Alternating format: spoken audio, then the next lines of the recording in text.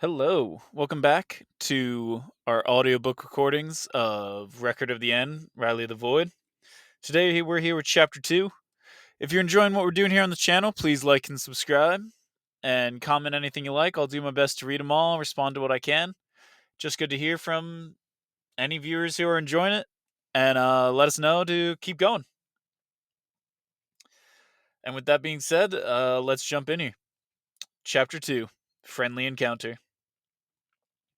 As the car pulled into the army base, Reilly looked up from his phone to get an idea of just where they were taking him.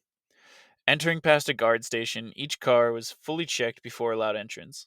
Barbed wire fencing lined the complex as far as Reilly could see. The car passed one building after another with no single one standing out. They continued down the road, and Reilly saw a vehicle depot and a nice field with a group of soldiers training on it. In fact, he had noticed as they went by just how busy the base was. Groups of soldiers moved about, going in and out of buildings, much to Riley's displeasure, as he had hoped they would take him to some Black Ops site. Next came a helipad with an Apache sitting on it. Riley remembered stories from his cousin who flew them, and felt an odd comfort in the memory in this crazy situation. Even though it had only been a couple hours, to the racing mind of Riley, it had seemed like an eternity since he had gotten in the car. Finally, it stopped. "Here we are, sir," said Quinn. Riley stepped out of the car and looked at the building in front of him. It was a one-story office building made out of brown brick and large square windows. If he didn't know any better, he would have assumed it was a dentist office by the bland exterior. As underwhelming as it was, he got out of the car with Quinn without making any of his standard snarky remarks. Going with the flow had led to most of the better moments in his life, so why stop now, he thought. The inside wasn't much better. It had a welcome desk and a line of offices leading to what looked like some bathrooms and a kitchen near the back. It was a collage of browns, beiges, and grays. The carpet was a zigzag purple color, and the lights overhead buzzed their melancholy tune. Inside each office, men and women typed away, dressed in proper business attire. In the kitchen, Riley could make out two men eating lunch, one a sandwich and the other a salad. The intrigue and excitement he had the entire drive up was sucked out of him in a mere instant, replaced with the humdrum, tired feeling he knew all too well from his days in a cubicle. Quinn stopped at the front desk and spoke to the receptionist. He said who he and Riley were, then showed some ID. After which the receptionist asked what the reason for his visit today was, and Quinn replied they had a meeting with Alona Petrus. Suddenly, the woman at the desk picked up her phone and dialed a number. When it appeared that someone had picked up, she simply stated one word: Hilltop. Riley assumed it was some code, and after she hung up, a man came out of the third office on the left and approached them. "Hello, my name is Mr. Smith. Please follow me," he said. He led them down the hall and into his office. It was a small space. The only thing of note were the office chair, desk, and file cabinet with a cute cactus on the top. The walls contained not a single photo. Riley thought the door would hit the desk as it opened, it was so cramped. The two men stood there with Smith while Smith moved his desk at just the right angle to change its position in the room and reveal a trap door on the floor, which he then proceeded to open. "Please follow me," he repeated, leading them down a small spiraling set of stairs, like ones you'd find inside a ship. When they got to the bottom of the stairs, it felt like they had entered a new world from what lay just above. They stood in a hallway that went on as far as the Riley could see, with a number of all their hallways veering off. The floor was of black marble, and the walls were white as snow, with what looked like doors that blended in. The lights were bright as Smith led them down the hall, taking a right, then left again, and finally a sharp right turn until they entered a hallway that actually seemed to end with two double doors at the end. When they got to the doors, Smith motioned for them to enter. Riley opened and stepped through the door, but what awaited him on the other side completely floored him. The room was long with deep red carpet. The bottom half of the walls on either side were paneled with wood, while the top half was the same metallic white off the walls in the endless hallway. The double doors took up the full wall they had walked through, while the opposite wall was completely blank. Overhead, a projector hung down facing the blank wall. Running down the room was a large oak meeting table surrounded by comfy black chairs, the kind with deep cushions. What surprised Riley was who sat around the table. Sitting around the large wooden table were three of Riley's closest friends. Being on his side of the table, Riley walked up to Jameer. Jameer Cordell was Riley's oldest friend. They had met at a football camp in middle school and remained close ever since, even though both their lives had taken different turns along the way. He was a black man and proud of it. He stood just short of Riley and had the build of someone who had played football most of his life. He kept a pretty fresh cut on his hair and on his beard, letting it clearly show but keeping it clean. The ladies always loved him. His clothes looked like he had been picked up off the street just like Riley, with black jeans and a red hoodie. The two men's arms swung open and hugged like always after a long time apart. How the hell are you, man? How's training your clients at the gym? Riley asked, like every time they meet up. Man, you know it's going good. Insane thing to ask first down here, though, replied Jameer. Okay, so pretty upset I didn't get a hug first, came a voice from across the table. As Riley looked over, he knew who was waiting for him. Rachel stood with open arms and a clever smirk on her face. Her comment wasn't meant to be serious, but she enjoyed that it messed with Riley, making him cross the table quick to embrace her. That was who Rachel was, ever since he met her in college, while she was bartending at his favorite bar, a job she still held today. And he liked her for it. A woman never afraid to say what she wanted to. Hey, you cut your hair since I saw you, he said. Yep, I just woke up last week and decided to make a change. Like it? She inquired without really giving me any choice. Lucky for him, he didn't need to lie.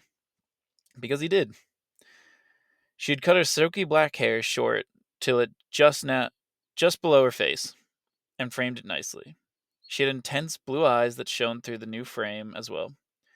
She was shorter than him and dressed in yoga pants with a big puffy jacket. Behind her was Alex Randall, another friend from college, who Riley and Rachel both really enjoyed. He was taller than both of them with short blonde hair. He was incredibly smart, calm, and always had a plan in his head for anything that happened. A man so old school he actually read a newspaper with coffee each morning before going to his teaching job. A nice handshake was all he required as a greeting from Riley. Were you guys picked up and given a weird letter? Said Riley. Yeah, yes. I actually said no the first time, because this is crazy. But they explained it better the second time, Rachel chimed in. They explained it to you? Well, the first time they just asked me to come and gave me the vague letter. Then they left to make some calls, and when they came back, they explained that this meeting is just a brief on what the project is, and we can choose to leave and go back to our lives afterwards. Oh, the three men said in unison. That makes me feel better, at least, said Riley. Wait, don't tell me you just accepted to come immediately, Rachel asked Riley. Well, yeah, sure. I wanted to see what this was all about. I mean, the president sent me a letter. No one in the room could escape his ridiculous, easygoing nature, and in this bright, secret room, the friends filled it with laughter. After the introductions and the group settled in, Quinn positioned himself by the door, with the only thing near him being a black phone on the wall. So, is this all that will be joining us? Asked Rachel. The head of this operation will be here soon. I will stay until they arrive. So he did, standing near the door, only listening with his name occasionally being brought up by one of the four. He did not engage, acting only as a guard. After a few minutes, Quinn received a call and hung up quickly. There will be one more person joining us before the meeting begins, he said after putting his phone away. As if on cue, a man walked in. He looked about the same age as them, though a couple years older. He was fashionably dressed in a beige sweater with a dress shirt and plaid tie. He had blue pants and dress shoes on. His face was clean shaven with thin rimmed glasses over his brown eyes, and his bright red hair was buzzed around the sides and back while being left long on the top. From his posture to his walk, it wasn't hard to tell he was no military man. Hi, my name is Dr. Theo Emery, he said. Hey, what brings you to our underground bunker, Theo? Joked Alex. Well, I was doing my research at Johns Hopkins when I was requested to sit in on this project and lend my experience. Interesting, said Rachel. Well, this shit just gets wilder, came from Jameer. That all they told you? From Riley? More or less, yes, replied Theo. So we're all in the dark. Very cool, very cool. I guess we would just keep waiting to see what this is all about, remarked Riley. An hour later, the door started to creak open for the first time since Theo entered. As the door opened, in walked two people. The first was a woman dressed in a standard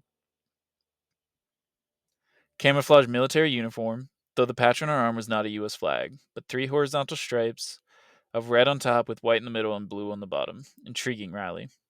She had a thin face and green eyes that seemed deprived of sleep, with dirty blonde hair pulled back into a ponytail under her cap. She couldn't have been much older than any of the rest, yet one thing appeared clear when you looked at her: she wasn't taking anyone's shit. The man walking in behind her was older, with dark skin. He had white hair and a beard to match, with blue eyes. He was wearing an old, untucked button down shirt with a long light blue scarf around his neck and a pair of khaki pants. To the group, he looked like a normal old man, except his face. His face looked worn by something harsher than time itself. With his smile, though small, felt like a light that would not go out no matter the darkness. The two individuals walked past them into the front of the room. The older man sat down near the front of the table, and the woman took a standing position at the head. She looked around quickly and concisely. Her green eyes hovered over every individual in the room, finally landed on Quinn in the back near the door. "First Lieutenant Quinn, what are you still doing here?"